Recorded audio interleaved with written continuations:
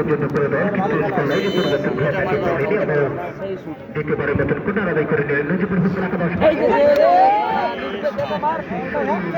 হলো না হাত তুলেই কিন্তু প্রার্থনা করছেন একটি গোল হলেই তাদের কাজ হয়ে যায় বডি হিসাবে লাভ মারি আবার শুটিংয়ের জন্য আসলে আজকে যে পরিবেশটা কি হয়েছে টানি টানি টানি কান মানে বলে পাওরে হসপিটাল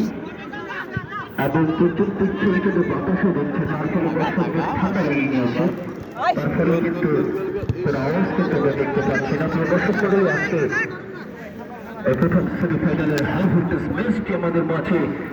ঘোষণা মঞ্চে বসে যিনি উপভোগ করছেন আজকের মাঠের প্রধান অতিথি আলহাজ মোহাম্মদ রফিকুল ইসলাম চৌধুরী সভাপতি সাপাহার উপজেলা বিএনপি এবং বিশেষ অতিথি হিসেবে যিনি উপস্থিত রয়েছেন আলহাজ মোহাম্মদ আব্দুর রহিম উপজেলা বিএনপি এবং আরো বিশেষ অতিথি হিসেবে যিনি উপস্থিত রয়েছেন জনাব মোহাম্মদ রবিউল হক চৌধুরী রবি দপ্তর সম্পাদক সাপাহার উপজেলা বিএনপি আরো অন্যান্য অনেক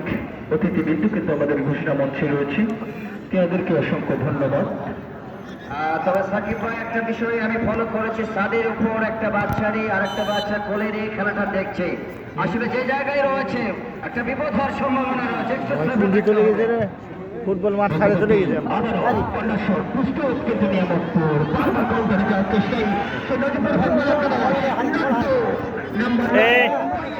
বলটা পা ভুল পা হয়ে গেছে ঠিক কিন্তু যেটা বলেছিলেন হাসান ভাই ফুটবলের প্রেমী ফুটবলের ভালোবাসায় কিন্তু হাজার হাজার দর্শক কিন্তু আজকে আমাদের গ্যালারি মঞ্চে আমরা দেখতে পাচ্ছি এই ফুটবলকে ভালোবাসে সে গ্রামের বুড়ো থেকে বুড়ি ছেলে থেকে